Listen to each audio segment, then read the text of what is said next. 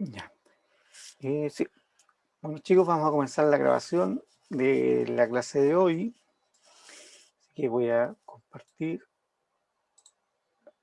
la pantalla y ya debería estar compartiendo. Así nos vamos para acá.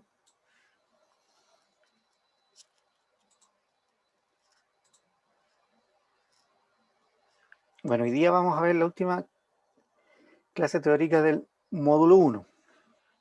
Pero antes quiero hacer un comentario de la cardinalidad, ya que era algo que atormentaba a Paulina y que me dejó igual pensando cómo podría mejorar la explicación de la cardinalidad. ¿Cómo puede saber la cardinalidad? Déjame ver el de ayer, de herencia y polimorfismo.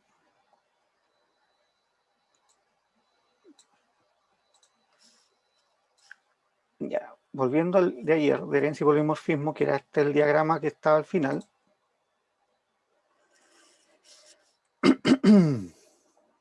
¿Cómo puede más o menos saberse la cardinalidad? Ya, la cardinalidad en el diagrama de clases viene dado por una cosa que se llaman reglas de negocio, principalmente. Ahora, ese concepto yo no lo había explicado antes, pero yo creo que ya está lo suficiente avanzado el curso para explicarlo. ¿Ya? Las reglas de negocio es la definición de lo que se debe hacer. Es decir, por ejemplo, cuando ustedes reciben una tarea, bien, la tarea tiene un enunciado, una descripción de cosas, y por ejemplo, y les dicen las clases que existen y las restricciones que ellas deben cumplir. ¿Ya? Toda esa definición de cosas, descripción, lo que se debe hacer y las restricciones, todo eso se llama regla de negocio. Por ejemplo, si el enunciado te dice que un empleado, es decir, acá, que un directivo, que la empresa, que acá no sale, una clase empresa, puede tener solamente, vamos a poner otro ejemplo, la clase empresa, y acá imagínense que sea gerente. Y una empresa puede solamente tener un gerente, un directivo. ¿Ya? Es una definición de la regla de negocio. En el enunciado te dice que solamente puede tener un directivo. Entonces la cardinalidad para directivo debería ser 1. En este caso, por ejemplo, cuando no tenemos regla de negocio, porque este ya era un ejemplo hecho, lo que nosotros, ¿cómo podemos ponerle la cardinalidad a un ejemplo hecho? Es según lo implementado. ¿Ya? Por ejemplo, acá te dice que hay una array list de métodos, ¿ya? Una lista de métodos. Por lo tanto, aquí deberían haber varios métodos. Entonces la cardinalidad se mira siempre hacia el otro lado. Entonces acá debería haber un 1 es a muchos, o un 0, porque también podría no tener ninguno, ¿ya? Particular una lista vacía, 0 es a muchos, por ejemplo. Me parece que el ejemplo partía con 1, sí. Así que partiría con 1 es a muchos, ¿ya? Y acá sería esa la cardinalidad. Y hacia el otro lado, la cardinalidad de servicio, validación, nosotros en el main del ejemplo vimos que solamente se creaba una instancia, un objeto de servicio de validación. Entonces, asumiendo eso, nosotros podemos decir que es 1, ¿ya? Pero eso es una suposición, porque en realidad no hay una regla de negocio que lo diga, sino que según la implementación vimos que era 1. Entonces ahí podríamos poner 1. Pero las cardinalidades, ¿cómo se saben las cardinalidades de un diagrama de clases? Es a través de la regla de negocio. El enunciado te dice cuántas cosas de cada cosa hay. Y es ahí donde tú puedes poner cardinalidad. Y lo otro es fijarse en esto. Por ejemplo, si en alguno te parece una lista de algo, significa que en el otro extremo es un muchos. Y el de dónde empieza, habría que ver. Por ejemplo, el constructor me parece que ya agregaba 1. Entonces, si ya agrega 1, es de 1. Si no agrega nada, es de 0. 0, 2 puntos, 2 puntos, y el asterisco que es muchos. ¿Ya? Y ahí ya tienes una cardinalidad. La cardinalidad hacia el otro lado viene dado, en este caso, por la implementación. Podríamos suponer que entonces, como la implementación hay una sola, entonces sería 1. ¿Ya?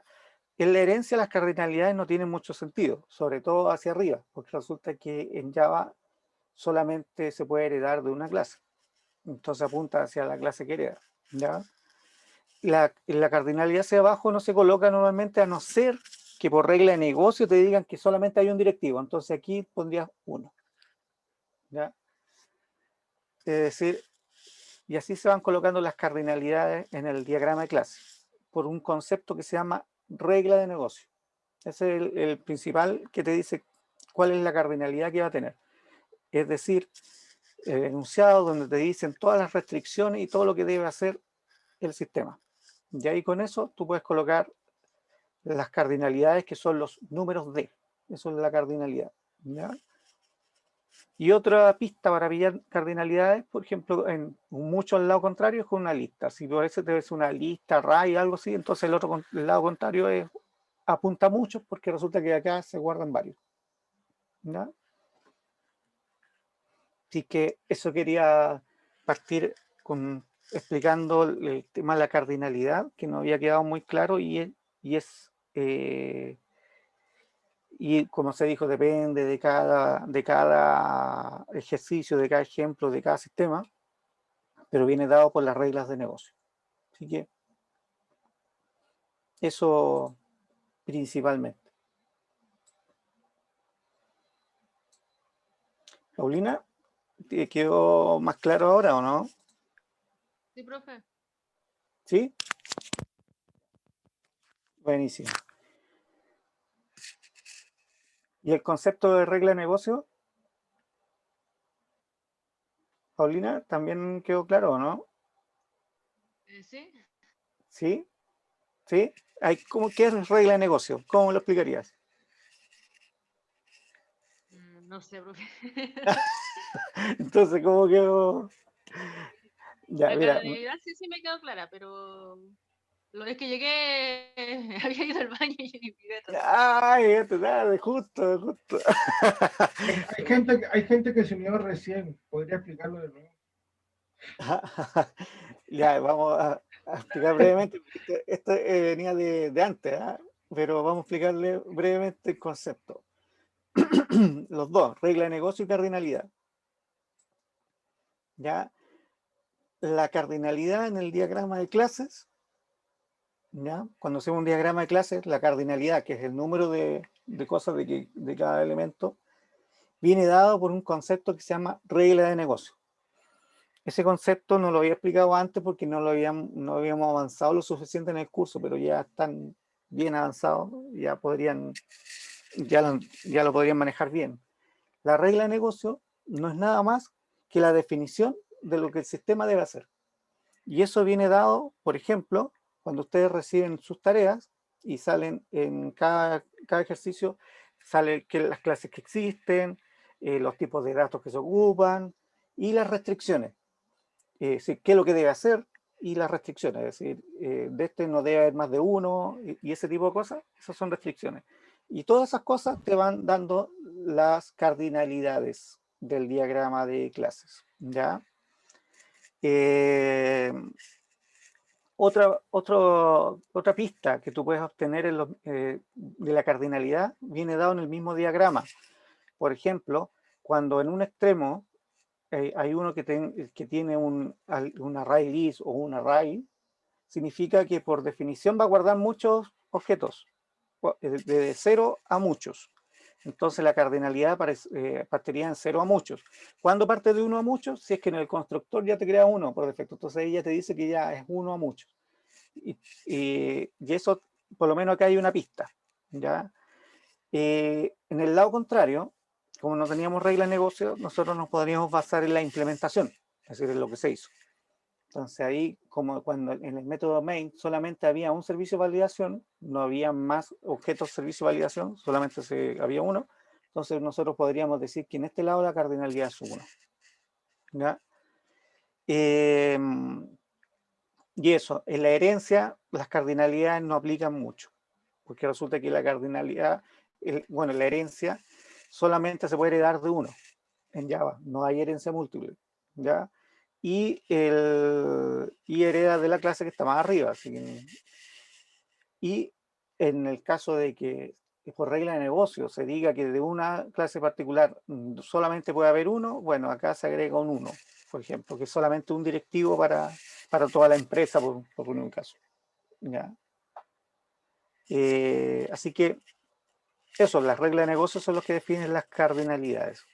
Y regla de negocio es la definición de lo que el sistema debe hacer. Esas son las reglas de negocio. Entonces, cuando ustedes escuchen, esto es un término muy usado, sobre todo acá en Chile, que cuando hablan de las reglas de negocio, es decir, las reglas de negocio son las definiciones de lo que el sistema debe hacer. Esas son las reglas de negocio. ¿Ya?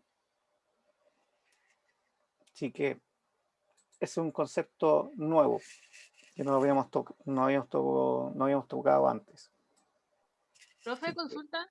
Sí, Cuando trabajemos igual van a mandar así un diagrama. depende. ¿De qué depende? Depende de qué tan ordenada sea la empresa que vayan. Pues si van a una gran empresa, sí. Si van a una empresa, una startup, lo más probable es que no. ¿Ya? Pero sí, por eso mismo que los diagramas son importantes que lo sepan leer. ¿Ya? Como le había dicho antes, cosa de que el día de mañana no les parezca un papiro egipcio que le pasaron. ¿Ya? Sino que realmente entiendan lo que está ahí explicado y con eso lo pueden pasar a la implementación de las clases. Y eso. Ahora sí, Paulina, ¿quedó claro lo que es regla de negocio, no? Sí, profe, ahora sí. Ya, ¿y qué es regla de negocio? La definición del sistema, las restricciones y lo que debe hacer. Ya, buenísimo, ahora sí. Algo. Ya. Profesor, ¿Sí? entonces regla de negocio, bueno, claro, vendría siendo como los alcances del sistema, Exactamente. Todos los pero alcances del sistema vienen dados por la regla del negocio. negocio tiene que ver, o sea, se dice así porque es la negociación entre los datos o es por los requerimientos del proyecto. Viene dado más que nada por los requerimientos, ¿ya? Y se le llama reglas del negocio porque es lo que se supone que el sistema debe hacer, la utilidad del sistema. Entonces, en eso viene lo que debe hacer. También cuando uno hace ingeniería de requerimiento, uno debe poner los alcances y que los alcances estén especificados en las reglas de negocio, ¿ya? Porque están dentro de los requerimientos están los funcionales y no funcionales. ¿Ya? Los funcionales es lo que el sistema va a hacer, es decir, qué es lo que el sistema, en las clases, toda la parte de programación es la parte funcional. Los requerimientos no funcionales vienen dados por el lado, por ejemplo, de la tecnología, el hardware, en qué lenguaje va a ser hecho, qué servidores va a correr, que si debe escalar o no debe escalar. Esos son requerimientos no funcionales, ¿ya? Son requerimientos más bien tecnológicos de soporte. ¿Ya? Entonces, cuando tú tomas todos los requerimientos, la regla de negocio tiene que ver con los funcionales, ¿ya? Y las restricciones y todo el marco donde se va a mover. Esa es la regla de negocio. No sé si aclaré bien la pregunta o Mauricio se entendió bien o no. Sí, profesor. Ya. ¿De verdad que se entendió bien? ¿Sí? Sí, sí. Más que nada quería saber de dónde venía el término negocio y entiendo bien que está Claro, directamente relacionado con los requerimientos del cliente en el proyecto. exactamente. De ahí viene, la regla de negocio viene de la funcionalidad, de lo que debe hacer, las reglas de las funcionalidades, de los requerimientos funcionales, ¿ya? Y el marco donde se va a mover, los alcances del proyecto a nivel funcional, ¿ya? Buenísimo. Ya, vamos a continuar. Porque, bueno, nosotros no vimos nada de ingeniería de requerimiento, ¿ya? Pero por ahí va, ¿ya? Bien,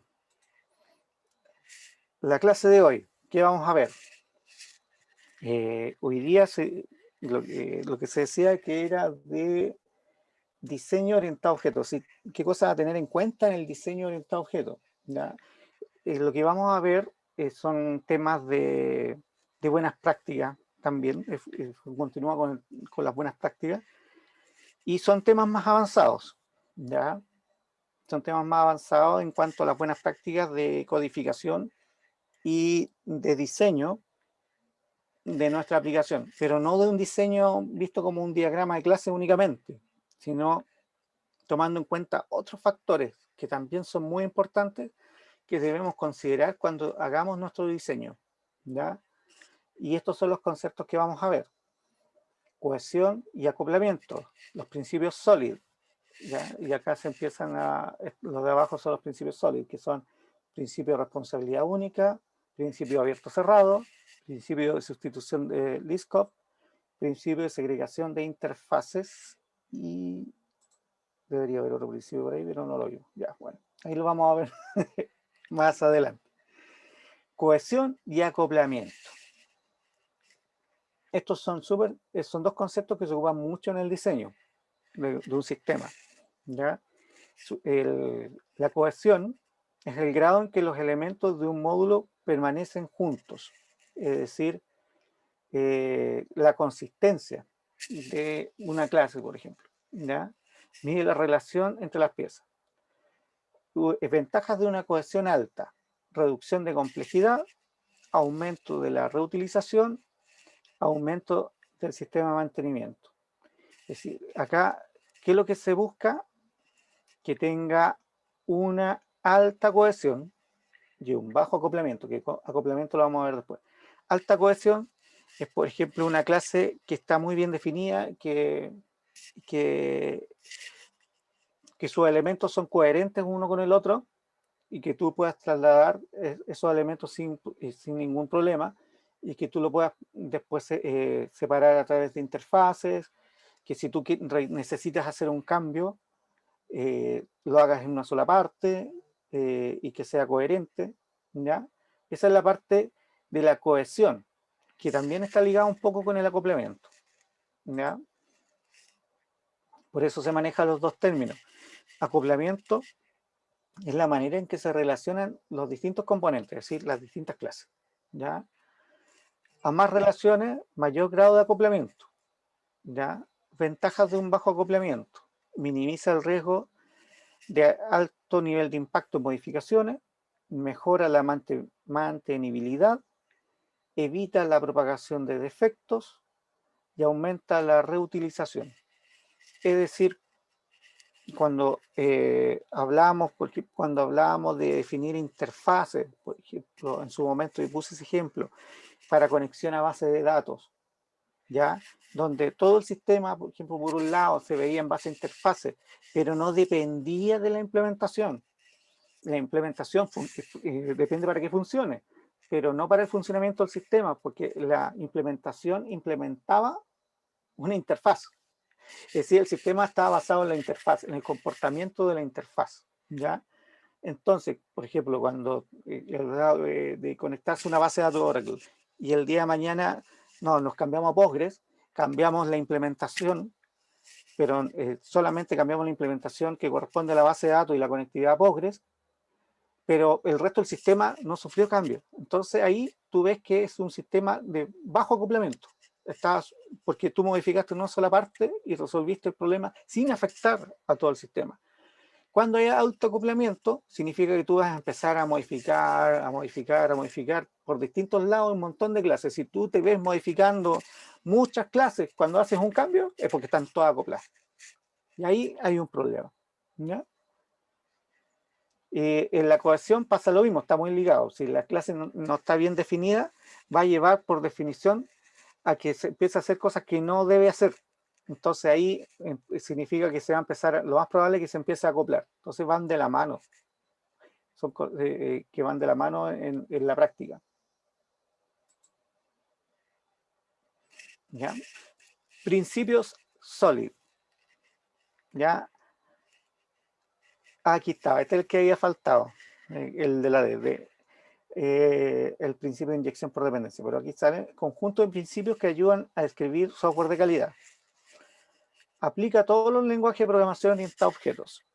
Aumentan la facilidad de leer, testear y mantener el software. ¿Ya? Esto se ha vuelto fundamental en el manejo de los principios SOLID, sobre todo para el diseño de los software, y ha llevado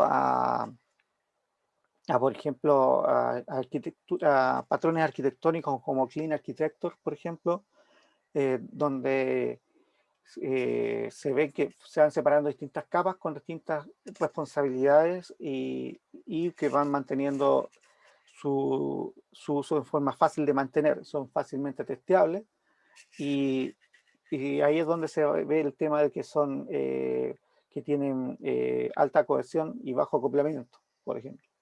¿Ya? Por ejemplo, los principios que aparecen: el principio de responsabilidad única, el principio de abierto-cerrado, el principio de sustitución de Liskov, que ahí vamos a ir viendo cada uno de estos principios, el principio de segregación de interfaces y el principio de inversión de dependencia. Ya. Principio de responsabilidad única. Señala que un objeto debe realizar una única cosa. Para detectar si este principio se pasa por alto, analizar si las clases son divisibles desde un análisis lógico. Así, si tú ves una clase que tú la puedes dividir en dos clases, entonces ya no está, esa clase ya no estaba cumpliendo la responsabilidad única, ¿ya? Porque significa que está haciendo más cosas que la que realmente debería hacer para cumplir este principio, ¿ya? La cantidad de métodos públicos de una clase. Si tiene muchos, algo raro puede haber que revisar. Cantidad de imports. Si importa de distintos lados, de distintas clases, por ejemplo, de cosas muy distintas, si sus imports son de cosas muy distintas, puede significar que está haciendo cosas distintas, más de una sola cosa. Entonces ahí también es una forma de analizar, ¿ya? Y las clases que se ven afectadas reiteradas veces ante cambios. Ahí, claro, es lo que hablamos. Si tú haces un cambio en una clase y afecta a muchas, ahí también hay un principio, también con el acoplamiento, pero también con la responsabilidad. Significa que a lo mejor estás haciendo demasiadas cosas, por algo muchas clases se ven afectadas. ¿Ya?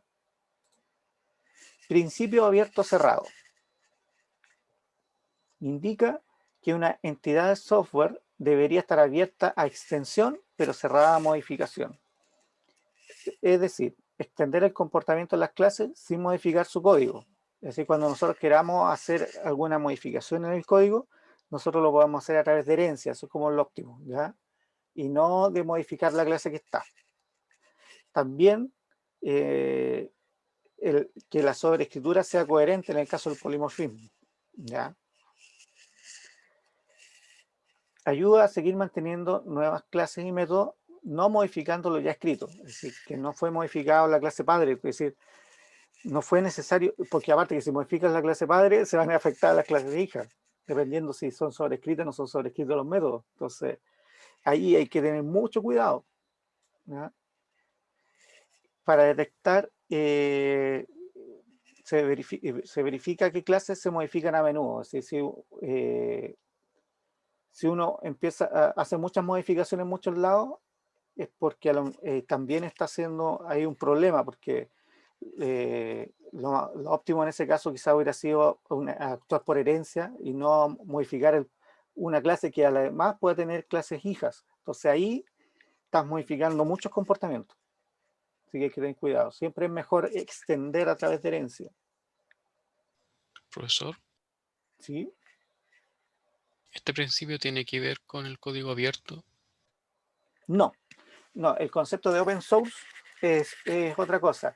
El concepto de open source tiene que ver con el que el código está disponible para que tú lo puedas ver, por ejemplo, a través de GitHub o otros repositorios públicos, y tú puedes modificar el código a tu antojo. Este principio tiene que ver más que nada con que no hagas modificaciones a implementaciones ya hechas, sino que si tú requieres cosas nuevas, mejor utilices herencia para no Se afectar refiere a lo que uno ya mismo. existe. Sí, se refiere a un mismo sistema. A ti mismo, a tu mismo sistema tú lo vas a ampliar. Entonces, mejor hacerlo a través de herencia que a través de modificar las clases que pueden tener a su vez herencia y afectar a muchas otras. Entiendo. Ese es el principio abierto cerrado. acá, acá hay un ejemplo, ¿ah? Puesto aquí. Considere que si tiene una clase que define un rectángulo, ¿ya? Como la mayoría de ellos tiene una propiedad para ancho y para largo, ¿ya? Ancho y largo. Ahora se solicita una clase que calcule el área de una colección de rectángulos y devuelva la suma a todas ellas. Entonces está la calculadora de área, está el rectángulo y recibe un arreglo de rectángulos y devuelve la suma de todas las áreas de todos los rectángulos sumados, ¿ya? Si posteriormente se extiende el requisito pidiendo que además calcular la área de los rectángulos también sea capaz de calcular el área de los círculos, ya, y entonces, y modifican el calcular área, entonces a ver, si es rectángulo o si no es círculo, y modifica. Y modificaste esta, la calculadora. La solución está provocando una violación del principio de abierto-cerrado, ¿ya? Es mejor que la clase calculadora sea cerrada las modificaciones, ¿ya? Entonces acá conviene que crear una clase abstracta o una interfaz dependiendo del caso, o una clase normal, también no teníamos que ser abstracta necesariamente. ¿Qué pasa? Que la abstracta, y al definir un método acá abstracto, significa que yo voy a sobreescribir el área, ¿ya? Entonces la idea fue llevar, para no tener esta clase que empieza a hacer distintas cosas, mejor se llevó el cálculo de área a la misma figura, ¿ya? Entonces se creó una figura abstracta, entonces todo lo que sean de figura van a implementar área, ¿ya? Entonces la solución para arreglar y no violar el principio es crear una clase base que extiendan tanto rectángulo y círculo. Como digo, la clase base no necesariamente es abstracta, ¿no? Puede no serlo. Y acá se pone abstracto para que haya una sobreescritura, ¿ya? También puede haber sido no necesariamente abstracto y ustedes lo hubieran sobrescrito, o una interfaz. Así que habían varias formas de hacerlo. Como dice un dicho, hay varias formas de cocinar un pollo. Entonces acá tenemos que la clase rectángulo hereda de figura, ¿ya? Tiene su ancho y alto y sobrescribe la clase área. Entonces el área del rectángulo es ancho por alto. Y la clase círculo también hereda de figura, ¿ya? Aquí tiene radio, entonces el área es la operación que está acá, ¿ya? Entonces con lo anterior, cada una de las clases tiene la clase base y aplica el área como responsabilidad de su propia clase. Es decir, el encargado de calcular su propia área para cada elemento. Entonces cuando el otro quería la suma, viene después. Entonces, como el otro quería la suma, ¿ya? También recibe una raíz de figuras, ¿ya? Y calcula y suma su área. Y ahí da lo mismo si recibe triángulo, rectángulo o círculos, ¿ya? Va a recibir figura y va a calcular el área y la va a sumar. ¿Por qué? Porque recibe figura y calcula su área, ¿ya? Eso fue el requisito que se quiso agregar. Entonces así quedó limpio, con responsabilidad única, y no se ensució, porque el requerimiento original se tenía solo rectángulos, ¿ya? Entonces, como se tenían rectángulos, se hizo así con rectángulo, al tiro, la implementación. Pero después se agregó el círculo. Pero aquí ya se violó el principio de responsabilidad única, ya empezamos con los if y todo, ¿no? Así que mejor fue aplicar herencia, que cada uno calcula su propia área, y después si nosotros queríamos calcular la suma, lo hacemos a través de la clase padre. Que eso también es uno de los principios sólidos, ¿ya? Con estos cambios, el método de la clase calculador área, que calcula el área, quedaría de la siguiente manera, como sale ahí, ¿ya?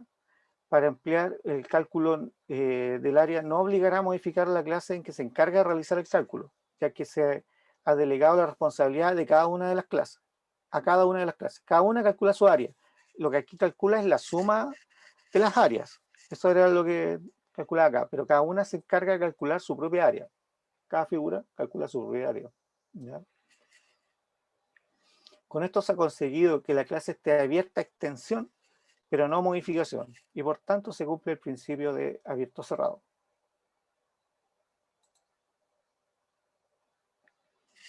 Y acá está la clase principal, por ejemplo, con las figuras.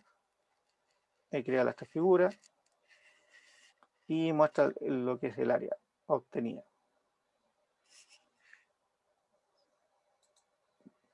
¿Ya? ¿Qué hora es? Ya. Vamos a pasar al principio de sustitución de Liskov. ¿Qué pasa? De que quiero tocar un tema que no aparece en la diapo y que es súper importante, que son los test unitarios. ¿Ya? Entonces voy a ir más o menos rápido para alcanzar a ver test unitarios y ahí quizás repasemos los ejercicios que no quedaron claros, si el ejercicio de abierto cerrado, si es que es necesario. ¿Ya? Principio de sustitución de Liskov indica que si en alguna parte del código se está usando una clase y es extendida, se puede usar cualquiera de sus clases hijas y que siga siendo válida. Dicho de otro modo, si ese es subtipo de T y los objetos T de un programa pueden ser sustituidos por ese sin alterar el programa. Eso lo vimos claramente, bueno, parte de lo que vimos ahí en el anterior, al poner la clase padre dentro de la definición de calculadora de área, ¿ya? Donde la clase padre es figura, ¿ya? Pero en realidad cuando nosotros la invocamos a figura, invocamos a figuras, ¿ya? Creamos un arreglo de figuras, ¿ya?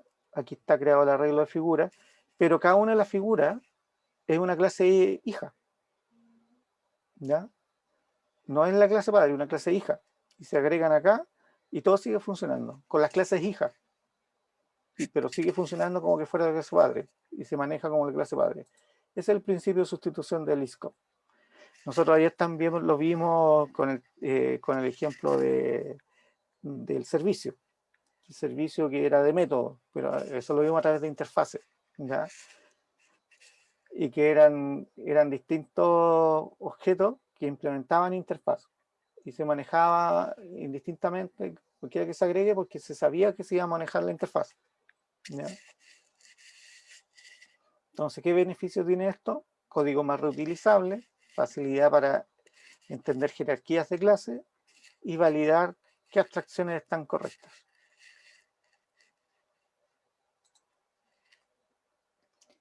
Principios de segregación de interfaces.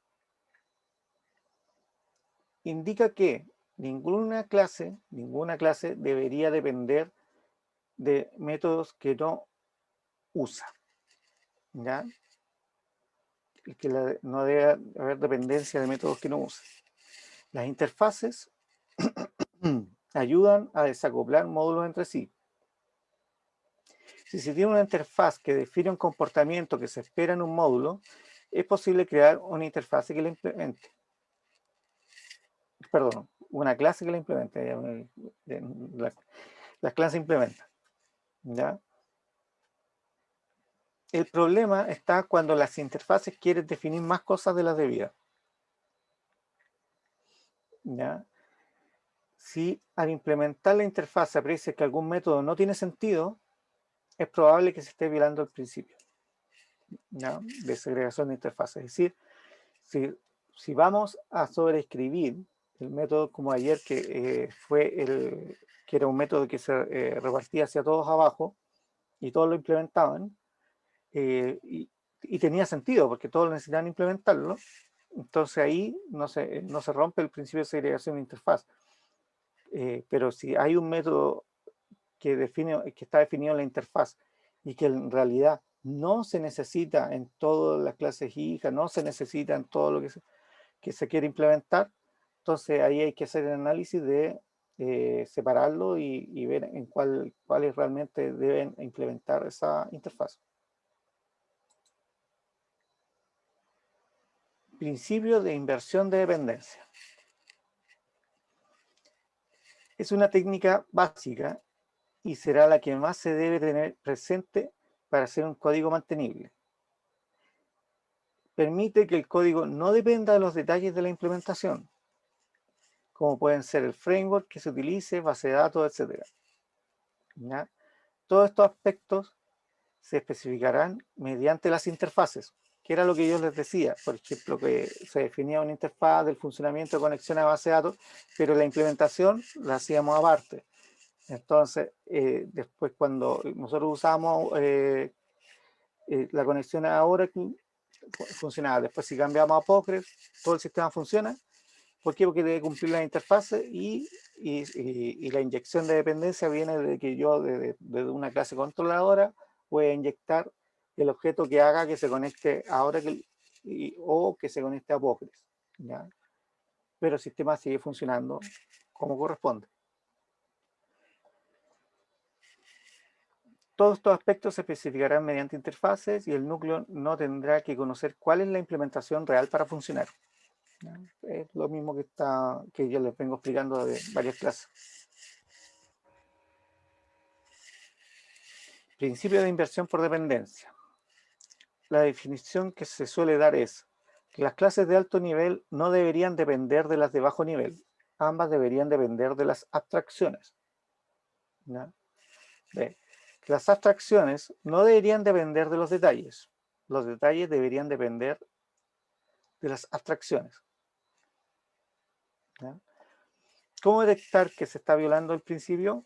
Cualquier instancia de clases complejas o módulos es una violación de este principio. Además, si se escribe en test, se notará que no se podrá probar esa clase con facilidad, porque depende del código de otra clase. ¿Ya? Alternativa, mediante constructor o mediante setter. Normalmente se hace con esas dos vías, se inyectan las dependencias que se requieren. ¿Ya? Es decir, ahí le pasamos la implementación mediante un setter, mediante un getter. Un setter, ahí le pasamos.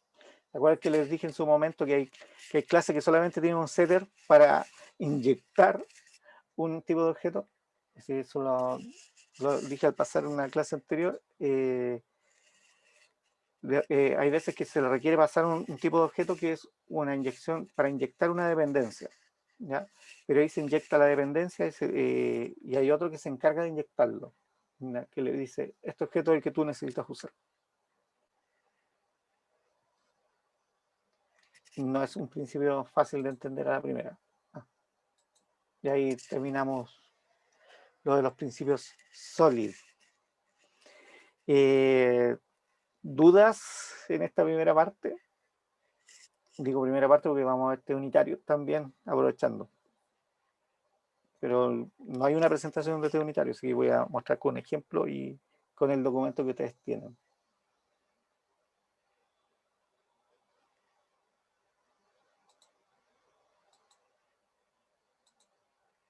Ups, mucho silencio.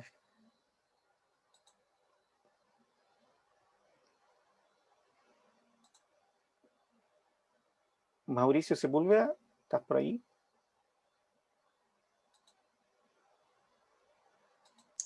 Sí, aquí estoy. Ah, muy bien. ¿Alguna duda, Mauricio? De toda esta avalancha de información.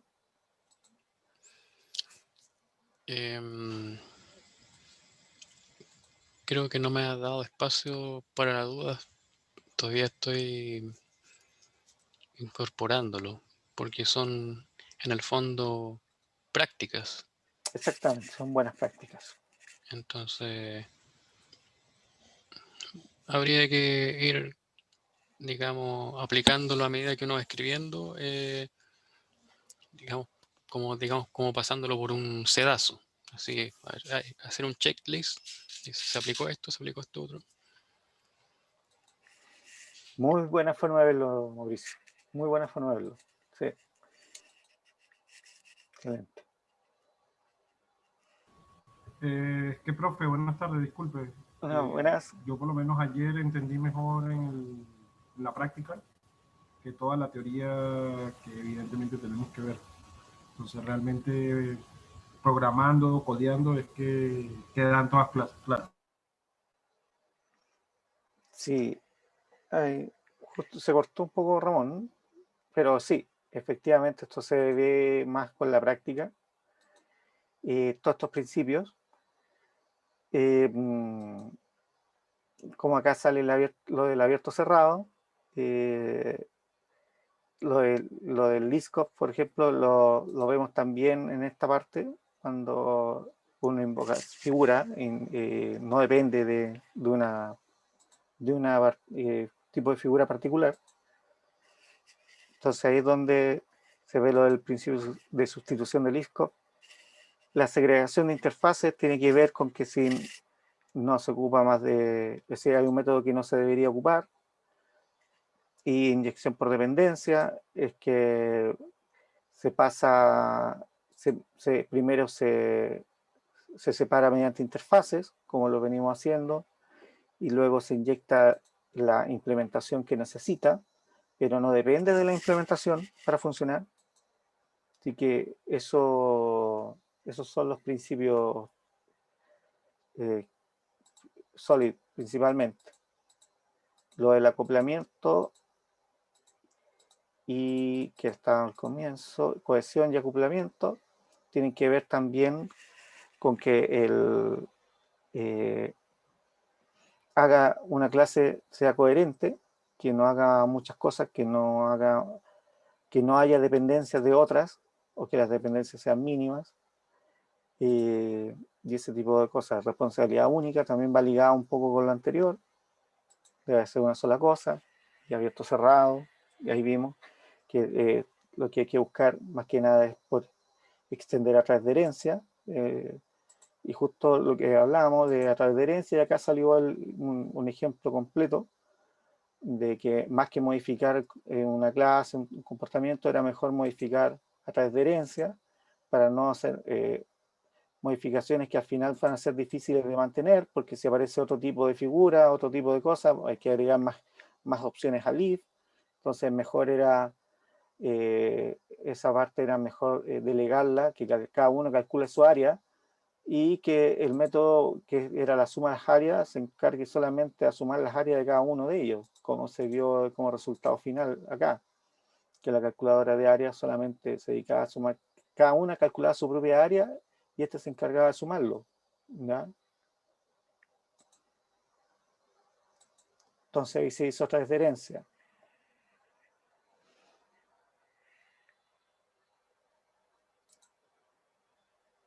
Eso principalmente. ¿Alguna duda? Juan, por ejemplo.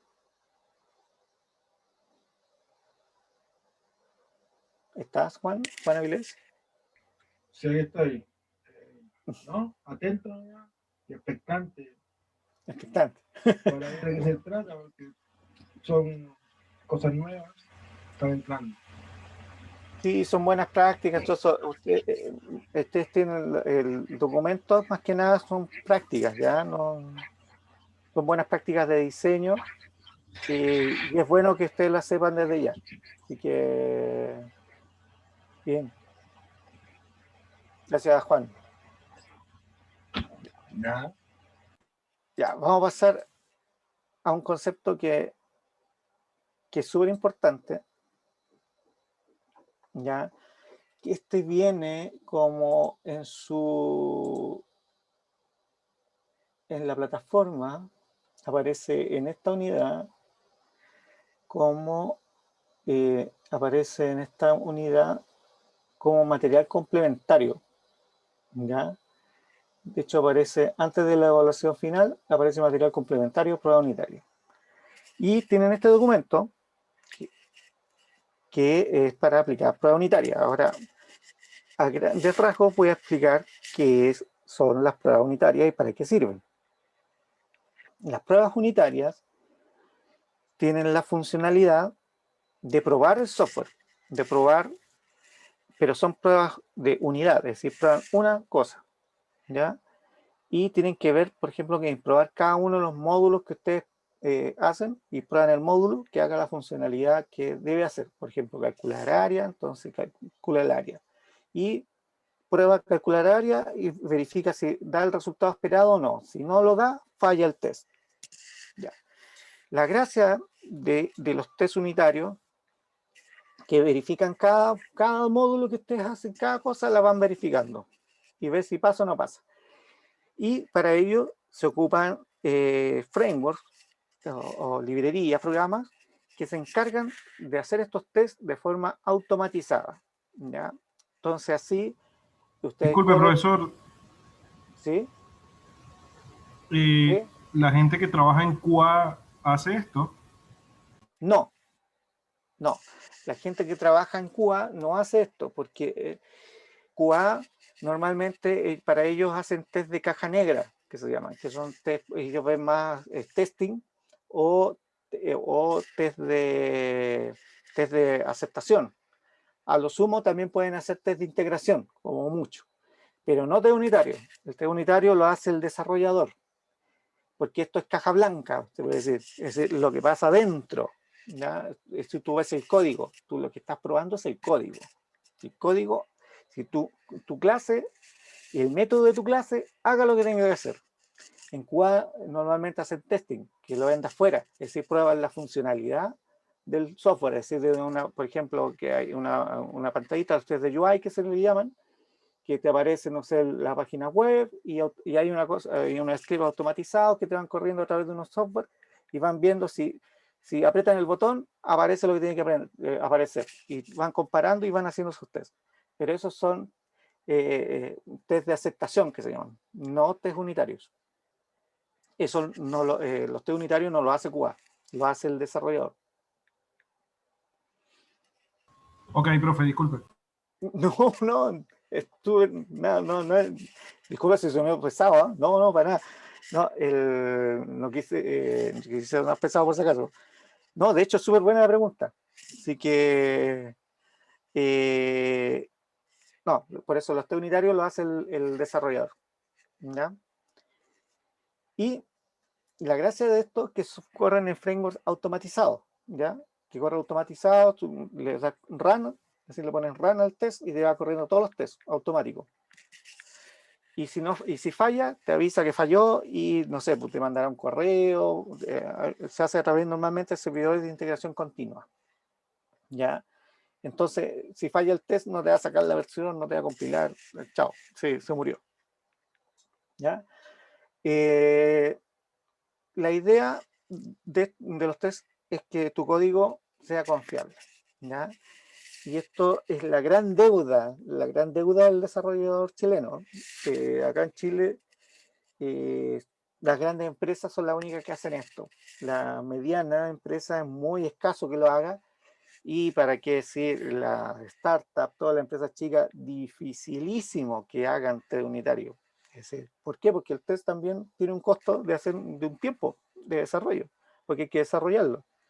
El tema es que el costo de desarrollar el test y de mantenerlo, porque también hay que mantenerlo, es menor al costo después de estar corrigiendo errores a futuro, ¿ya? Pero acá en Chile hay una gran deuda con respecto a los test unitarios, ¿ya? También, ¿alguna duda hasta un momento? ¿Alguien quiere hacer una pregunta? El test, ¿ese quién lo hace? ¿Quién lo desarrolla? ¿Quién lo hace? Eso. El test unitario lo desarrolla y lo hace el desarrollador. Y para eso, en el caso de Java, es decir, el programador, es decir, en este caso, a ti, Juan, te tocaría hacer los tests unitarios, ¿ya? Para un Acá, proyecto. Ya, claro, es decir, todo tu código tiene que ir con test. Es decir, a la par. ya. Tú vas desarrollando las clases, todo, a la par vas haciendo los tests. ¿Y eso con qué se hacen? Se hacen en ¿Con qué Eclipse. herramientas se hacen? Pues eso es lo que ahora es lo que, es lo que estoy explicando. Esas son las dudas. Ya, Ya. Okay. ya. Sí, esto se hace Atento.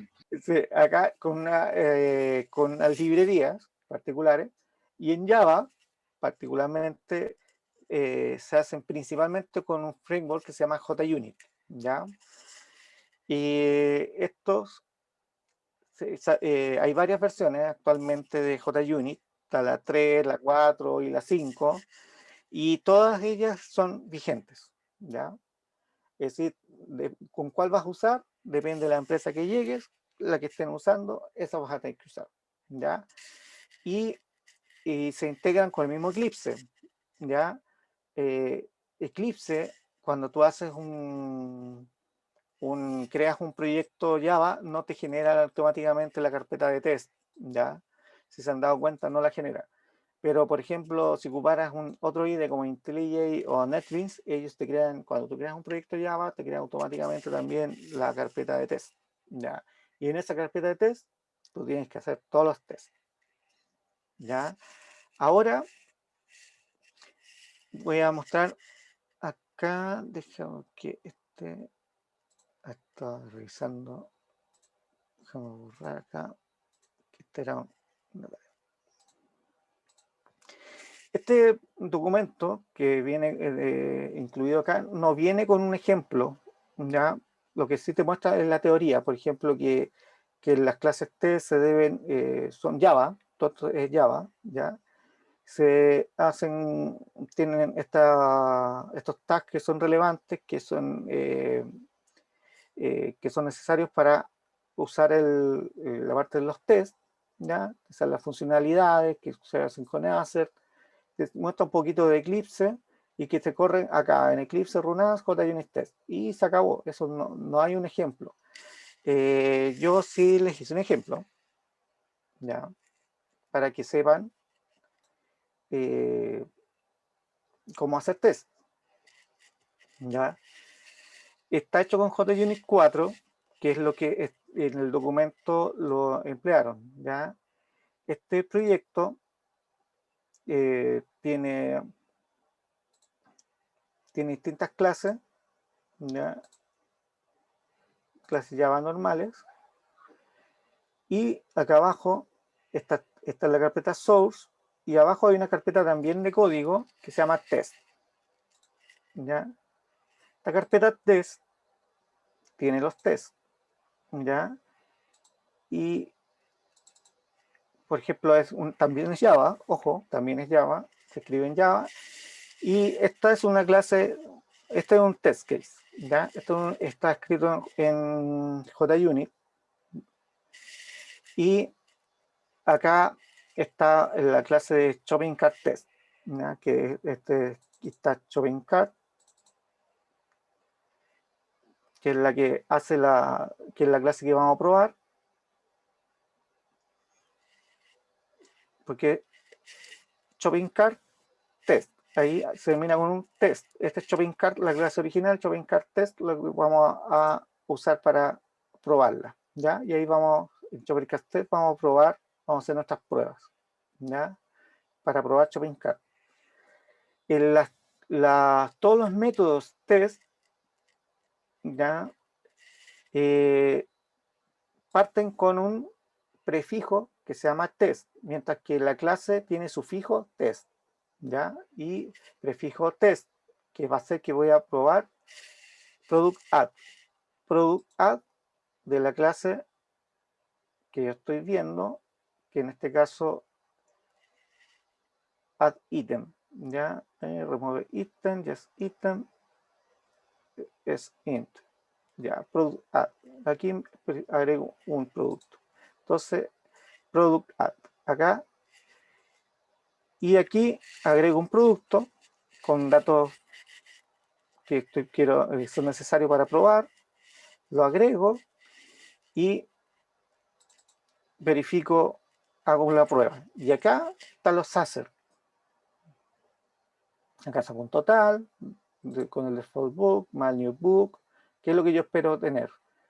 Ya, acá hay un Acer de equals, es decir, que sea igual, y que sea igual el número de libros a 2. Pero antes de mostrar esto, hay unos métodos que son definidos en la clase test, ¿ya? Que tiene su constructor, igual, que se llaman setup y teardown. Esos métodos vienen definidos dentro de esta documentación. Dicen que aquí están los métodos setup y teardown. ¿Ya? Métodos test, lo que se va a probar. Y estos son los métodos que tienen un test en JUnit 4. Tiene una estructura de 4 métodos. El setup, el método setup inicial, crea todos los objetos iniciales. Es decir, esto es lo que crea para que funcione el test. ¿Ya? Aquí yo creo todos los métodos iniciales para que mi test funcione. ¿Ya? Aquí están las variables y todo, y yo esto relleno para que funcione. Y luego que se cumplió el test, yo limpio. El teardown es después que se hizo el test. El setup antes del test. Y de hecho acá sale que se llamado antes de que se ejecuta cada prueba y después. ¿Ya? Todos los métodos test vienen con el prefijo test. Todas estas son funcionalidades que se prueban. ¿Ya? Y vas probando, y vas probando, y vas probando distintas cosas. No necesariamente tienen que coincidir los métodos que tú estás probando con los métodos exactos del shopping cart. De hecho, vimos que no se llama exactamente igual, pero sí con la funcionalidad que tú quieres probar. ¿Ya? Entonces tú vas haciendo tus métodos según lo que tú quieres probar. ¿Ya? Y particularmente esta clase, que es un método main, que corre el suite. Entonces, si yo corro esta clase, me va a correr los tests. ¿Ya? Esto no es necesario porque yo lo puedo correr, los tests, teniendo el switch que hay acá, yo puedo correr estos tests desde acá, desde Eclipse. Bueno, me corrió los tests que pasó, pero lo que yo quería hacer era otra cosa. Era mostrar que puedo correr shopping cart test. ¿Ya? Lo puedo correr como tipo JUnit y no como el main que estaba ahí que lo corrió como main. Entonces acá me lo corrió como JUnit y se me abrió esa estructura de JUnit y verifico cada uno de los tests y todos están pasados, los 4 tests que están ahí. ¿Ya?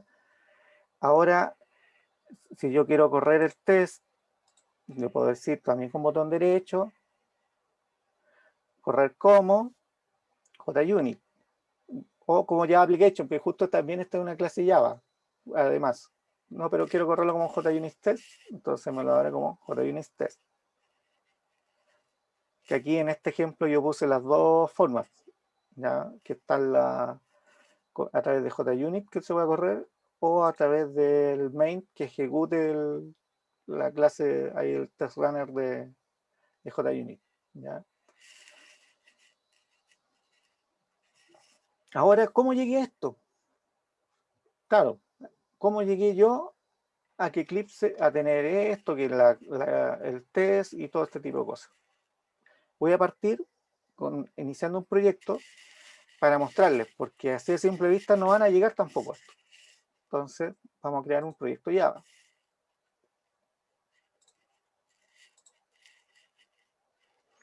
Y le vamos a poner núcleo. Prueba Tario 2.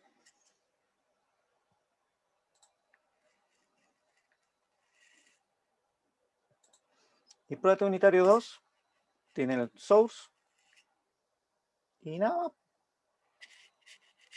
Como toda clase que hemos creado, como todo proyecto Java que hemos creado. Entonces, para prepararlo para nuestros tests, nosotros vamos a crear un nuevo source folder y le vamos a poner test.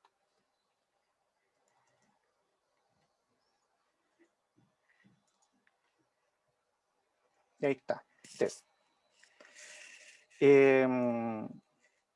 Para probar, para crear un nuevo, idealmente hay que tener primero clases, ¿ya? Clases, acá yo creé, por ejemplo, entidades.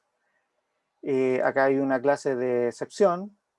Acá hay una clase controladora para mostrarte qué es lo que hace y para poder esto lo hice para poder acercarlos a lo que nosotros hacemos normalmente, lo que hemos visto en todo lo que se ha hecho todo este tiempo. Hay una clase main, acá arriba, que ejecuta, que al buscar y todo, y prueba con el controller. Esto es lo que hemos visto hasta ahora, ¿ya? Lo normal, ¿ya? Y para poder usarlo después en el shopping cart test, hay unas dependencias que dependen de estas dos clases. Tienen que existir estas dos clases, que es shopping cart y producto, en nuestro caso, ¿ya? Así que voy a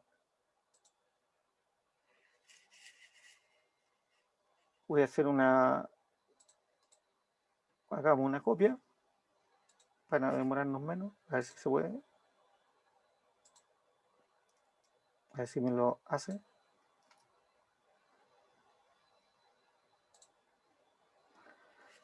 Ya, y shopping cart me dice que porque hay un shopping cart, tiene una excepción que está creada acá, ya, pero para reducir el tiempo vamos a dejarlo con exception y listo. Ya no estaría esa dependencia.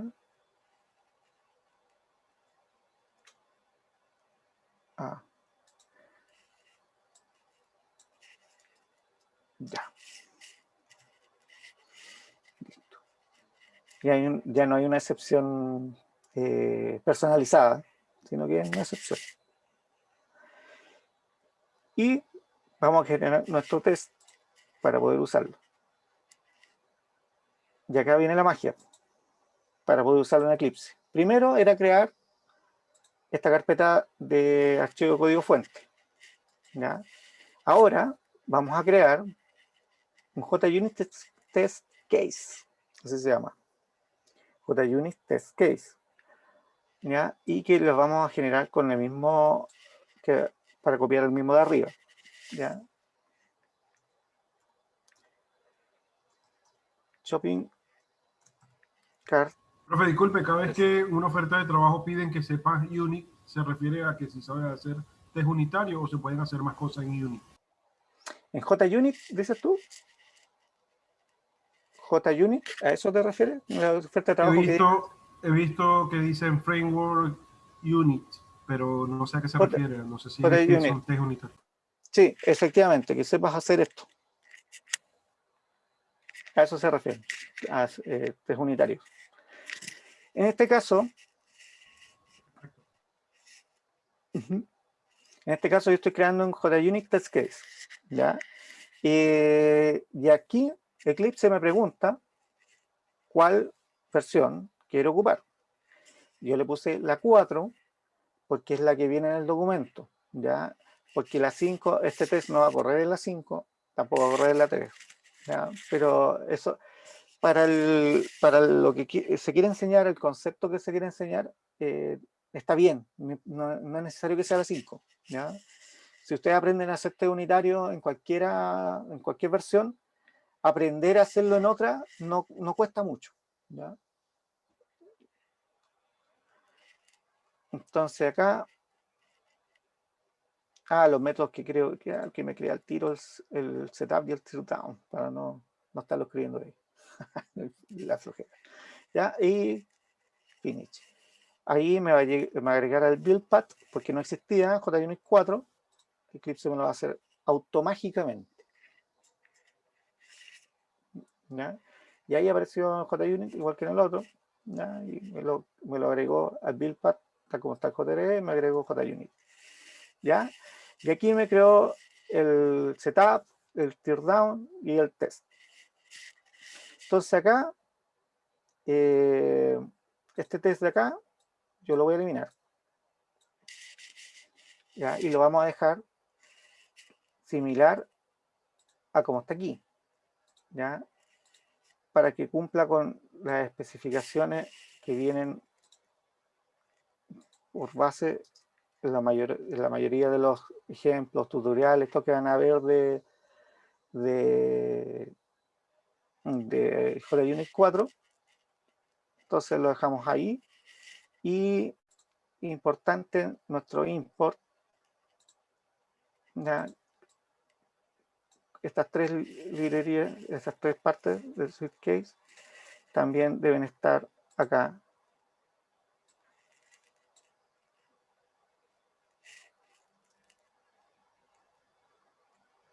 Aquí está importante.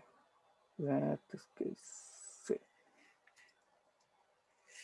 ¿Ya? Esto es para poder usarlo según lo que está acá en el ejemplo. ¿Ya? Entonces, bueno, ahí vamos rellenando lo que está aquí. No voy a hacerlo de nuevo en virtud del tiempo, sino que esto era para mostrar cómo crear un proyecto y poder al proyecto, a cualquier proyecto que ustedes quieran después agregarle, JUnit lo hacen de esta forma. Por ejemplo, el DPO3 que estaba acá, que está creado, y tiene su ejemplo 1, ejemplo 2. Si yo a este le quiero agregar los test unitarios, voy acá, voy a New, primero creo un subfolder que se llama test.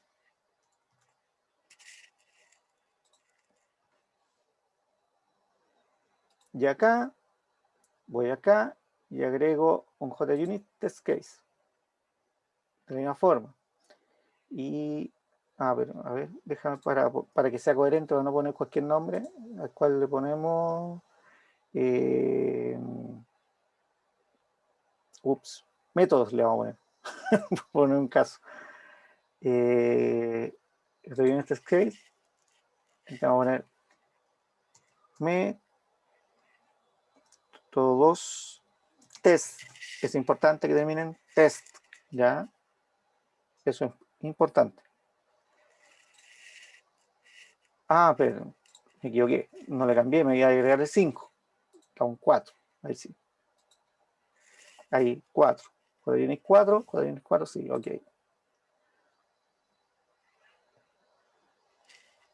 Ya, y ahí me agregó métodos test. Ya, métodos test y con lo que, ya. Así usted ya con esto ya estaría habilitado el proyecto para test unitario. ¿Ya? Ahora voy a la parte de los tests. ¿Dudas hasta el momento? Porque esta parte ya porque sé que ha sido súper rápido en virtud del tiempo. Esto debe haber sido una sesión completa solo para esto. Todo el curso debió ser una sesión completa.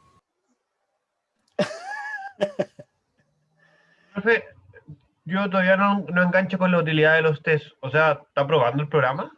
Sí, mira, de hecho, los tests lo que hacen es probar el programa. Acá, por ejemplo, en que el suitcase que se hizo de test, lo que está probando se agrega un producto, si limpia, si remueve un producto, si un producto no está. Eso es lo que está probando en estos 4 métodos que vimos. Y por ejemplo, particularmente cuando yo cuando yo inicio mi test, se inicia creando un shopping cart, una instancia de shopping cart, creando un default book, ¿ya? Crea un default book y agrega al libro, al carro de libros, en este caso un carro de libros, agrega un libro, es decir, parte con un libro. ¿Ya?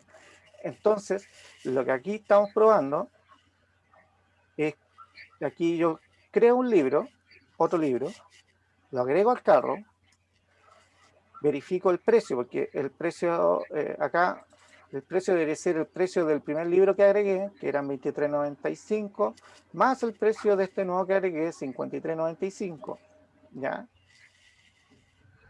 Entonces verifica si el balance es igual a este precio. Y eso, el buscar get balance, viene definido de la clase que se está viendo, que es la buscar. Vamos a cerrar este, que voy para no perderlo, que es de Shopping Cart, ¿cierto? Y Shopping Cart, el método getBalance lo que hace es verificar cada uno de los ítems, parte en cero, verifica el producto y lo va sumando. Suma todo el balance, suma todos los precios del listado. Eso es lo que está haciendo, eso es lo que hace este método, ¿ya? Entonces verifica si son iguales y si hay alguna distorsión hacia abajo. También verifica este otro, además verifica que haya 2 libros dentro del carro. Es decir, si yo agregué 2, agregar 2. Si yo ejecuto el test, por ejemplo, ya yo voy a ejecutar los tests.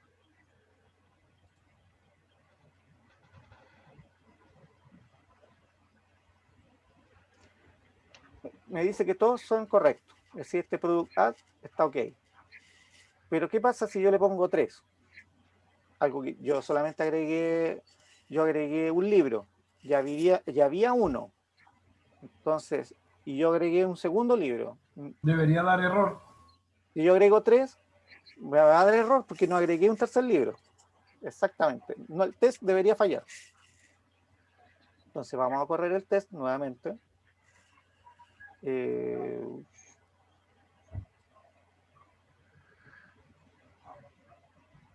Y acá hay un error. Acá me marcó error. Evangelio. ¿Ya? Si quiero ver más detalles, veámoslo acá ahí debería mostrar un poquito más. Me salen los fallos 1, no me dice el por qué. Debería mostrar un poquito más en la consola. Aquí, si le pincho acá, failure 3. Bueno, si lo ejecuto, porque acuérdense que yo también a este le puse una ejecución.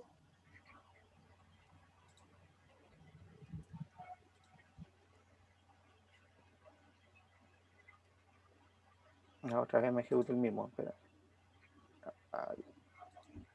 No como Está seleccionado ese. Claro. Aquí salió que me falló el test. ¿Ya? El test me falló porque dice que esperaba 3, pero había 2. Se corrieron 4 tests, falló 1. Este error es error de la ejecución. ¿Ya? No es error, sino que falló un test. Acá sale que falló un test. Entonces, si ahora le pongo 2, que es lo que nosotros esperamos que haya, debería funcionar. Como es unitario, habría que hacer un método test para cada método del programa. Para cada cosa que se hace, más que para cada, es decir, idealmente se hace para cada método, pero sobre todo es para cada operación, cada cosa particular que tú hagas. Por ejemplo, aquí agrega un producto. Acá verificar si está vacío. Acá limpia, verifica si está vacío. Remueve un producto. Entonces verifica acá, remueve el default book. Acá está el que se creó. Y verifica si está o no está. Cuánto es el count. ¿Ya?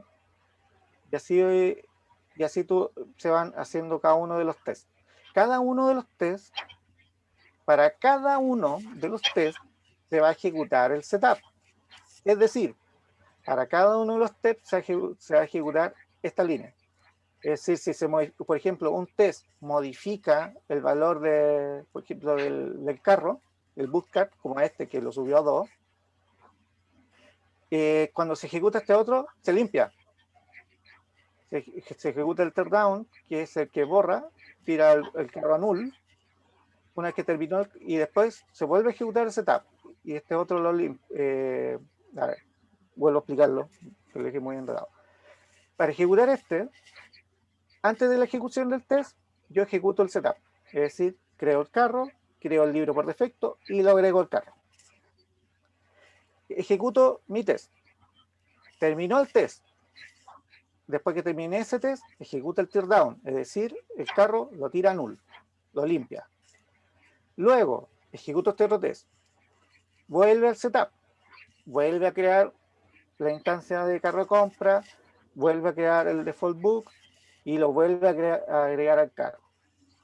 Y este lo limpia, verifica si está limpio y después ahí terminó. Entonces ahí se ejecuta el teardown, que vuelve a tirar a null el carro de compra y lo limpia. Y así sucesivamente cada uno de estos tests es independiente. ¿Ya? Entonces tú vas probando cada una de las cosas y normalmente coinciden con métodos de lo que tú quieres ir haciendo: remover el ítem, agregar ítem, contar ítem, limpiar. Está limpio, este es un boolean que está ahí, si está limpio, y lo vas revisando. Pero eso ya está seteado, ¿no? ¿Qué cosa está seteado? Todos esos tests son automáticos, ¿no? Cuando usted... Estos tests yo los escribí, por decirlo así. Cada uno escribí el setup iniciando, el teardown, que fue los métodos acá, y cada uno de estos métodos yo lo escribí, porque inicialmente el carro estaba, esta es la clase.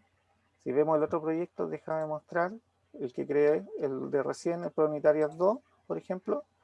Si vamos al Shopping Cart Test, cuando parte está así, vacío. Entonces, aquí está el test que vacío, y esto hay que rellenarlo. Y se va escribiendo todo el código Java para poder hacer el test. Esto es lo que yo necesito para poder ejecutar mi test, que por lo menos esté el carro de compra y que tenga un libro para poder hacer las pruebas. Eso es lo primero que yo O necesito. sea, para entender un poquito mejor, por ejemplo, el proyecto del Grupal que hicimos ayer, usted le hace un test para que analice todo ese proyecto, por ejemplo. Se podría hacer cada uno, qué cosa, según las operaciones, pues. ¿Qué operaciones tiene el proyecto?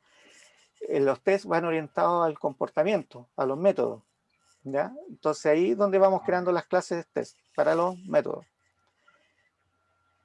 para los comportamientos. Que saber escribirlo entonces, desarrollarlo línea por línea. Sí, no es, sí, hay que saber. No Y ahí veo por qué le hacen el quite. Claro, Por eso no lo hacen claro. en Chile. Pero una vez que uno se acostumbra a hacerlo, ya con el tiempo ya se le va haciendo un hábito y lo va haciendo solo y todo. Pero sí, requiere igual su cabeceo. ¿No? Al comienzo los testes son súper... Lo normal es que los primeros tests sean súper mulas y no sirven para nada. Pero por lo menos lo intentaste. Entonces tú vas mejorando tus test unitarios, todo, y a medida que vas mejorando, vas haciendo mejores tests. Pero esto es necesario hacerlo.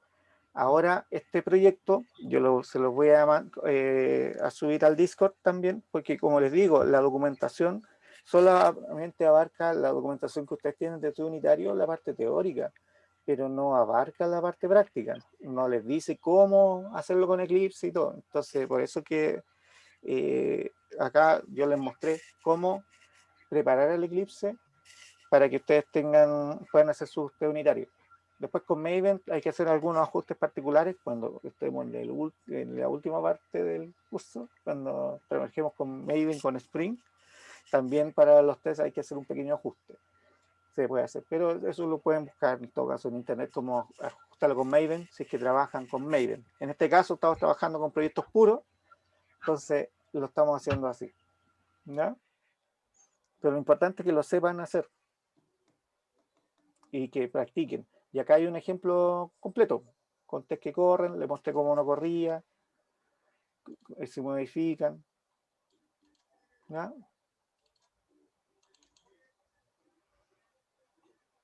Si exploran este ejercicio, que este es un tutorial que bajé de internet, que lo encontré bastante bueno. Yo le agregué más cosas, por ejemplo, esta clase controller, para que se parezca más a lo que hacemos, para que no les parezca algo tan marciano. Entonces ustedes pueden ver la clase controller y ver lo que hace. Entonces, ya hace esto. Entonces lo llamo en la main. En la main, ahí me muestra con los típicos que hemos visto hasta ahora, system.out, ya. Entonces la main, si ejecuto la main,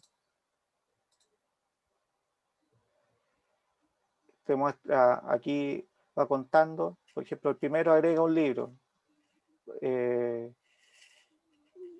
agrego un libro, un shopping cart, controller, con el carro de compra, le paso mi carro de compra. Y acá imprimo lo primero, se inicia con 1. Después agrego un libro, tiene 2. Después ejecuto lo limpio, listo. ¿Ya? Y el controller, ¿qué es lo que recibe? El carro compra el controller. Y acá agrega el default book, parecido a lo que hicimos acá. Entonces, por eso que cuando creé el carro, me creó con un libro, tal como lo hice en el otro. Lo hice de esa forma, el controller y el main, para que la lógica no sea tan distinta al test que se ocupó. ¿Ya? Pero para que vean de la lógica que hemos visto hasta ahora y la lógica del test. Entonces, ahí, si ustedes revisan esas clases, la controller, la main, la shopping cart, lo van a ver desde el punto de vista que lo hemos visto hasta ahora y la lógica llevada al test.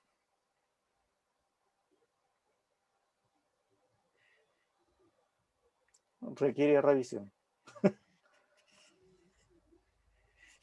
Me imagino que la lógica de los test tiene que ver con tener una facilidad de revisión de programas más grandes, ¿cierto? Porque los programas que estamos haciendo ahora, la verdad es que no le veo mucha lógica, se puede ver en el main directamente. Claro, se pueden ver en el mail, consiste en .out.println, lo que hemos visto, pero si se acostumbran a hacer test desde chiquititos a proyectos más grandes, claro, esto tiene sentido con los proyectos grandes, porque estos se hacen cuando ustedes, esto es súper importante, saber hacer test unitario, porque en las empresas se trabajan con los servidores de integración continua, ¿ya? Entonces, por ejemplo, todas las noches, el servidor de integración continua va a compilar y correr tus tests. Es el primer paso. Compila o no compila, compila, corre tus tests, Ya pasó tus test unitarios, pasa al siguiente nivel, que son los test de integración. Ya, corre los test de integración, pasa al siguiente nivel, que son los test de UI. Los test de UI, todo lo que hicieron QA y automatización con todos sus tests y todo, y los corrieron. Pasó la batería de test, entonces se publica, se sube al servidor de build y está listo para poder desplegar. Y lo despliegan en el servidor beta, por ejemplo, o en la pre-beta, según el esquema que tengan en la empresa. Pero la base son los test O unitarios. sea, el Es test unitario es la puerta a la comprobación final. Exactamente, el punto de partida del test unitario. Estoy viendo que parece que lo mejor es que el test lo desarrolle el mismo desarrollador de las clases, porque conoce el código. Exactamente, por eso les dije, el desarrollador. Sí, claro, porque conoce su código. Exactamente, él corre los test unitarios, lo hace primero el desarrollador, porque él conoce, como dices tú, él conoce su código y él lo ejecuta.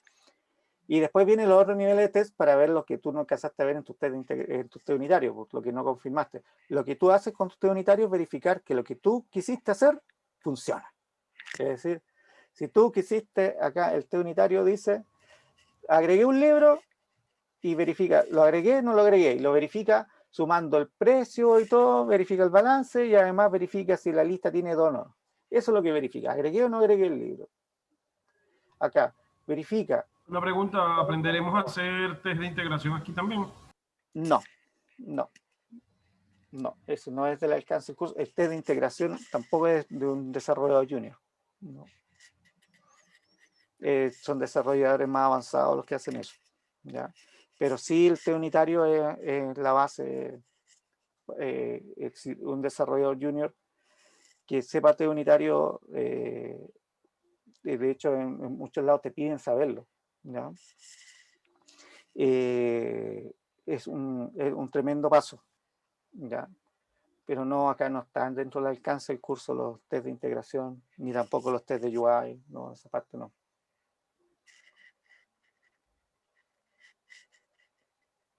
Tomen en cuenta que eso ni siquiera se ve en la universidad cuando salen los desarrolladores y todo. Eso se ve más adelante en el trabajo mismo. Algo que se aprende a cabezazo. Sí, sí, sí, efectivamente. Sí.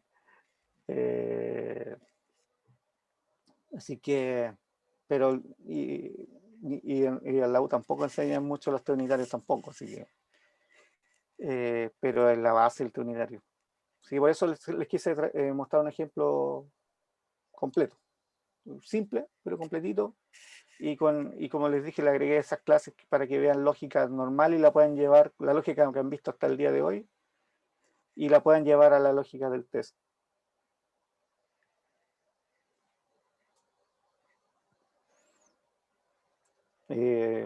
¿Preguntas, chicos? Antes de...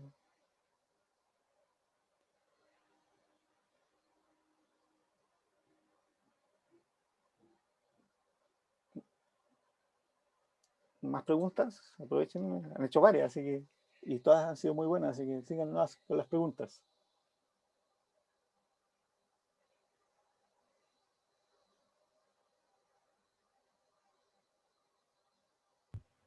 ¿Esto va a venir en la evaluación?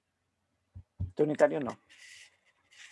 No, lo que es lo de los principios, por ejemplo, los sólidos o acoplamiento y lo que está acá, que son cohesión y acoplamiento, las cosas podrían preguntárselas en la evaluación. ¿Ya? Cohesión y acoplamiento y los principios sólidos.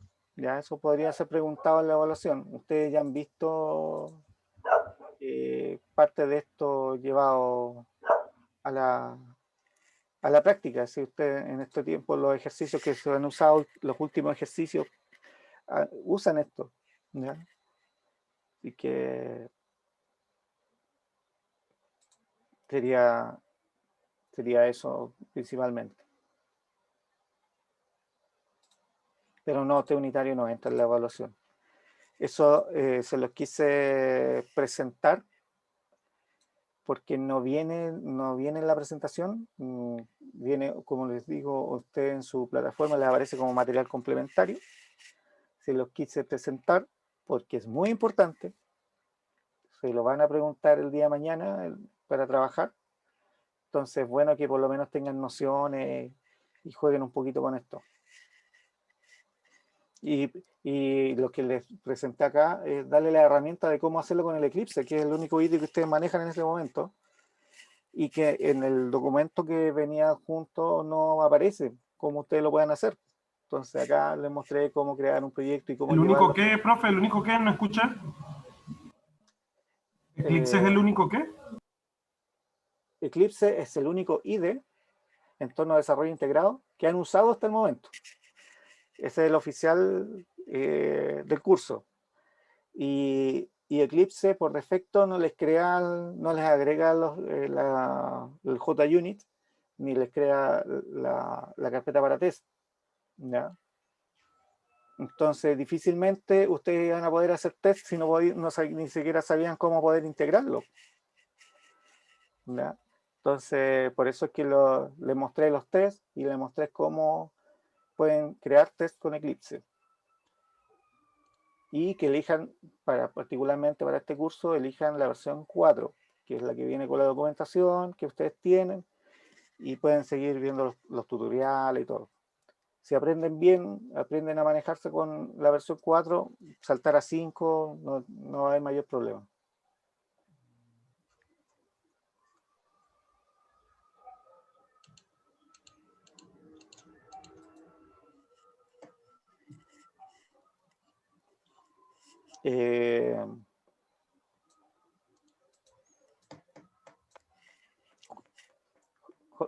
José, ¿tú tienes algún ejemplo similar a este de abierto cerrado que vimos en la presentación ahora o no? Sí, creo que ¿Sí? lo podemos cancanear ahí, inventarlo. ¿Sí? Para verlo en la parte práctica, para poder... Creo que podemos hacer ver el solid completo. Ya, buenísimo. Sí, para que así puedan ver lo que es este ejemplo, por ejemplo, que aparece acá, y los otros principios SOLID que los hemos usado, en los ejemplos anteriores, pero que no se han mostrado como, esto es SOLID, o se han explicado conceptos de Solid sin decirle que era Solid. ¿Ya? Así que eso, buenísimo. ¿Dudas, chicos? Antes de finalizar la grabación para que pasen a la parte práctica.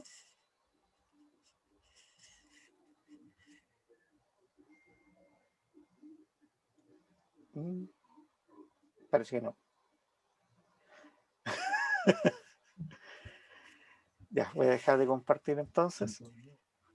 Va a haber break para ir a hacer un test o un café.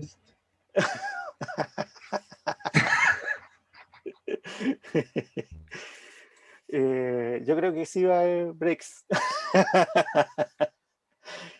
Ya. Ya. Voy a detener la grabación, chicos. Ahí.